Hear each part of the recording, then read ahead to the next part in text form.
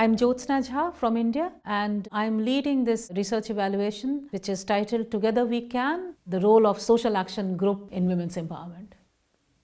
It's a group of women, as you can see, and they are women from rural areas in India. This in particular, actually, they are from Bihar, and this signifies that they are together. The program's name is Mahila Samakhya, which means a dialogue among women who are equals. The program depends heavily on these village level workers known as Sahyogini, and she goes and works with this group of women and tries to address actually several issues, talking about their personal lives, talking about their working on their skills of literacy, numeracy, other kinds of skills. Another way that we are trying to examine is that what is the impact? That's the number story. So surveying a large number of such women and seeing whether they have started thinking differently and started behaving differently.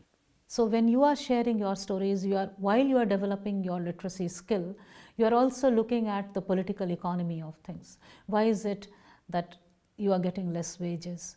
Why is it that you are doing much more work? The whole care work, the responsibility is yours, and yet you are not getting any either credit or any other form of reward. So it brings them together, makes them aware of their own lives, and then tries to tell them that there are ways to change it. For example, a woman who shared her story was that when the program came, they told her that we will train you as a mason. And she laughed. How can a woman be a mason? And nobody will allow me, nobody will, let it happen. Then, her husband came in support that, okay, it's fine, why not? I mean, he also laughed at it, yet he allowed her to go to take that training. She came back, and one of the first things she did was actually to help build her own house and other people's house in the village, and started training other women and girls as masons. And suddenly she became a very, very respectable person in her own society.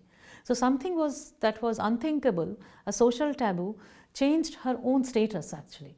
So there is a significant difference between program and non-program area in terms of how they look at things. For example, violence against women.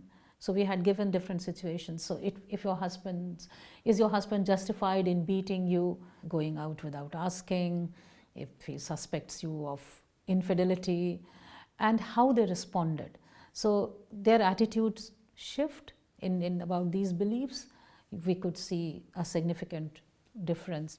I will like our policymakers to know that here is an approach which is cost effective, which the results are much more sustainable, and they are not difficult to implement if you have the right mix. And this change hasn't come through specific inputs and very costly inputs. The fact that we are researchers also makes us responsible towards these people who do not have wherewithal to do what they could do with our support. We become the voice that they do not have and take their stories to a much wider audience and to an audience that matters.